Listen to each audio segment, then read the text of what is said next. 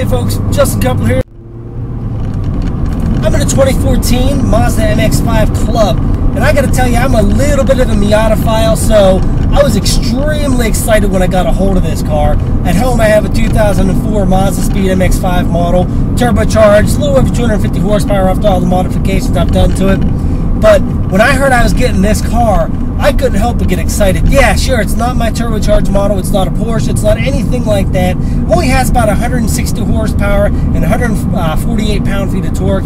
But overall, this car is fantastic. About 2,600 pounds, and that horsepower and torque is plenty to get this thing up to 60 miles an hour, and about the high 6-second range. If you're really good at rowing this 6-speed manual transmission, you might drop down in the 6.8-second range or so. It's not a top speed much, but man, does this car handle like a dream. I took this thing through all kinds of corners trying to get the back tires to break free. Even a tiniest bit of squealing, I couldn't get it to do it.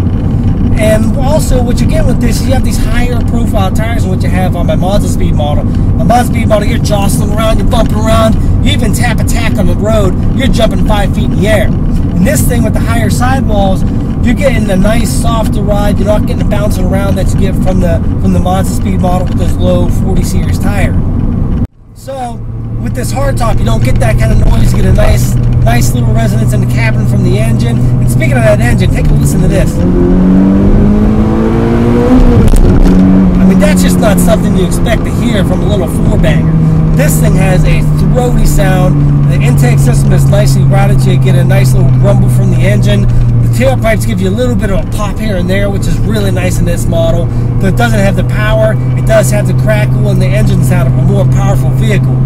But because of how this car is set up, though it's not a super fast car, it feels a lot faster than it actually is, which is kind of hard to explain while you're watching a video. But if you go out and test drive one of these, you're going to realize this thing feels a whole heck of a lot faster than what it actually is on paper.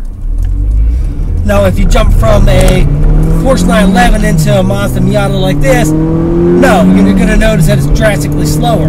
But when you're going straight into this car blindly, it feels a lot faster than 6.9 seconds to 60 miles an hour. And that's mostly because you're sitting low, the bucket seats get you reeled down close to the ground, so you feel a little quicker than you actually are.